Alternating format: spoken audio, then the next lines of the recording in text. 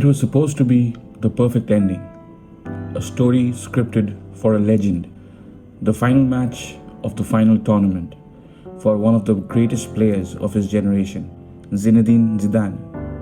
At 34 years old, he had already announced this was it. Here he was in Berlin on July 9, 2006, standing on the edge of footballing immortality. He had inspired an aging French team to the World Cup final, defying all predictions that they were past their prime.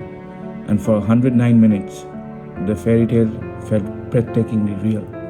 Then, in a single moment, it all came crashing down. This is the story of how a man, in just 10 minutes from a perfect legacy, chose something else entirely. Welcome back to the World's Game, where we tell you the stories behind the sport we love. The stage was Olympia Stadium in Berlin, France versus Italy, for the biggest prize in sport. For Zidane, this was the final act of a career that had redefined art history on the pitch. He'd come out of an international retirement a year earlier, after feeling a pull to help his country one last time.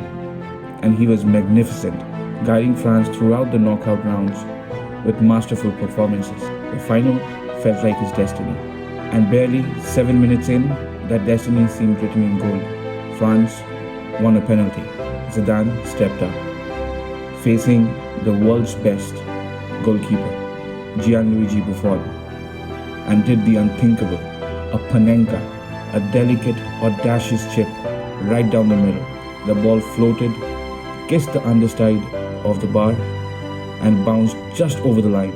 It was an act of supreme, almost arrogant, confident. But this is Italy, and they don't fold.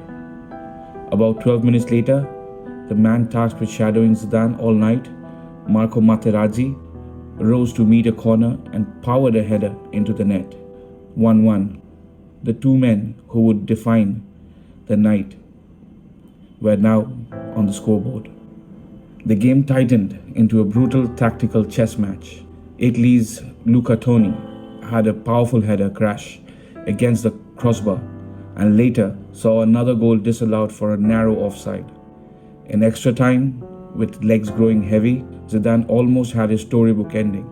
Deep into the first period, his soaring header was arrowing towards the top corner, but Buffon launched himself across the goal, tipped it over his fingertips, and a save he'd later call the most important one of his life. Immortality denied. Then, just 6 minutes later, came the moment that would echo through football history. And as an Italian attack broke down, Zidane and Materazzi jogged back a field.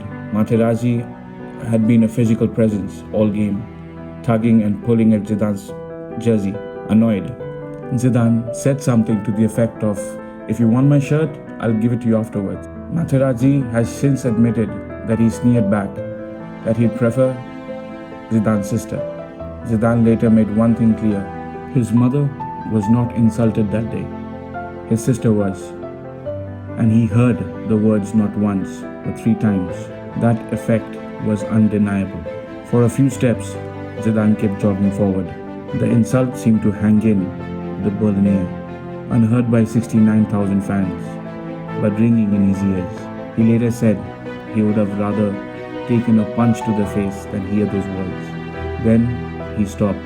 He turned back towards Materazzi, who was still jogging, completely oblivious, and with a sudden shocking explosion of violence, Zidane lowered his head and drove it straight into the center of Materazzi's chest.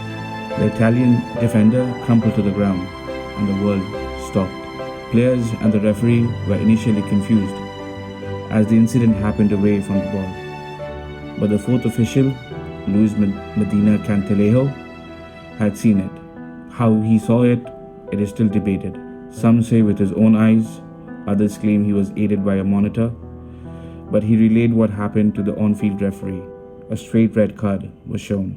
The career of Zinedine Zidane was over. The most iconic image of that World Cup isn't of Italy lifting the trophy. It's the shot of Zidane, head bowed, walking down the tunnel, right past the golden prize. he seemed destined to lift. It is a moment frozen in time, a complex portrait of rage, regret, and a strange kind of honor. What makes a hero break?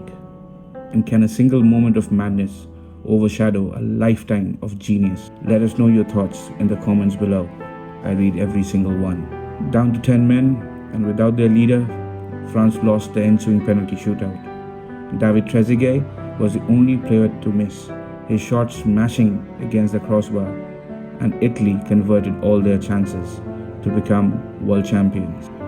In a bizarre final twist, Zidane, sitting alone in the dressing room, was awarded the Golden Ball as the tournament's best player, an award many journalists has already voted for before the final ended. For many years, many saw it as a moment of disgrace that tarnished his legacy. But over time, the perspective has started to shift. The headbutt didn't make Zidane a villain. Perhaps it just made him a human. In a world of carefully managed athletes, it seemed he chose to defend his family's honor over the ultimate prize. He chose a raw, flawed, and deeply human reaction over a perfect, polished narrative. He lost the World Cup, but in that moment of rage, Zinedine Zidane became something more than an immortal. He became one of us. Now if you enjoyed this, subscribe to The World's Game and hit the bell icon so you never miss a story. And if you want live scores and lineups for every match this World Cup, download the World's Game app. Link is in the description. See you in the next one.